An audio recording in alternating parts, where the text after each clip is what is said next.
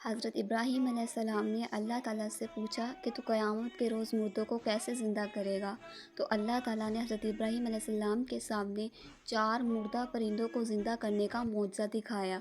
ایک دن حضرت ابراہیم علیہ السلام ایک سمندر کے کنارے بیٹھے تھے تو آپ نے دیکھا کہ ایک انسان کی لاش تیرتی ہوئی ساحل سمندر پر آ کر رکی ہے، جس کو مچھلیوں نے کھایا ہوا تھا۔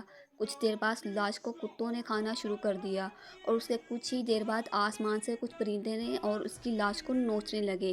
حضرت ابراہیم علیہ السلام یہ سارا منظر دیکھ کر بڑے حیران ہوئے اور سوچنے لگے کہ اس لاش کو 3 الگ الگ مخلوقات نے کھایا ہے اور وہ لاش کھانے کے بعد الگ الگ جگہوں پر چلے گئے ہیں۔ اب یہ لاش قیامت والے دن دوبارہ ایک ہی جگہ سے کیسے زندہ ہوگی؟ یہ سوچنے کے بعد حضرت ابراہیم علیہ السلام نے اللہ تعالیٰ سے کہا کہ یا اللہ، تو انسان کو مارنے کے بعد دوبارہ سے زندہ کرے گا؟ تو اللہ تعالیٰ نے کہا کہ اے ابراہیم، کیا تجھے اس بات کا یقین نہیں کہ میں یہ کر سکتا ہوں؟ تو حضرت ابراہیم علیہ السلام نے کہا کہ بے شک مجھے یقین ہے، لیکن میں اپنی آنکھوں سے دیکھنا چاہتا ہوں۔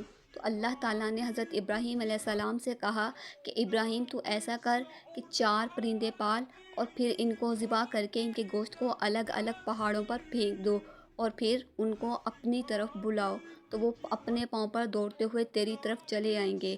یہ سننے کے بعد حضرت ابراہیم علیہ السلام نے 4 الگ الگ نسل کے پرندوں کو پالا۔ ان میں ایک مور تھا، ایک کبوتر، ایک مرغا اور ایک گدھ تھا۔ آپ نے ان چاروں پرندوں کو ذبح کیا اور ان کے گوشت کا قیمہ بنا کر اس قیمے کو آپس میں ملا دیا۔ اس کے بعد آپ نے ان کے گوشت کو 4 الگ الگ پہاڑوں پر پھینک دیا۔ اس کے بعد آپ نے اللہ تعالیٰ کے حکم سے ان کو باری باری آواز دی تو ان چاروں پہاڑوں سے ان کا گوشت ہوا میں اڑنا شروع ہو گیا اور جس پرندے کا گوشت جہاں تھا وہاں سے اٹھ گیا اور آپس میں ملتا گیا، یہاں تک کہ ان چاروں پرندوں کا جسم آپس میں جڑ کر مکمل تیار ہو گیا اور وہ پرندے زندہ ہو گئے۔ زندہ ہونے کے بعد وہ پرندے اپنے پاؤں پر دوڑتے ہوئے حضرت ابراہیم علیہ السلام کے پاس آئے، جسے سب دیکھ کر حضرت ابراہیم علیہ السلام سجدے میں گر گئے اور اللہ تعالیٰ سے کہا کہ بے شک تو ہر چیز پر قادر ہے۔ سأنادي ما بين الناس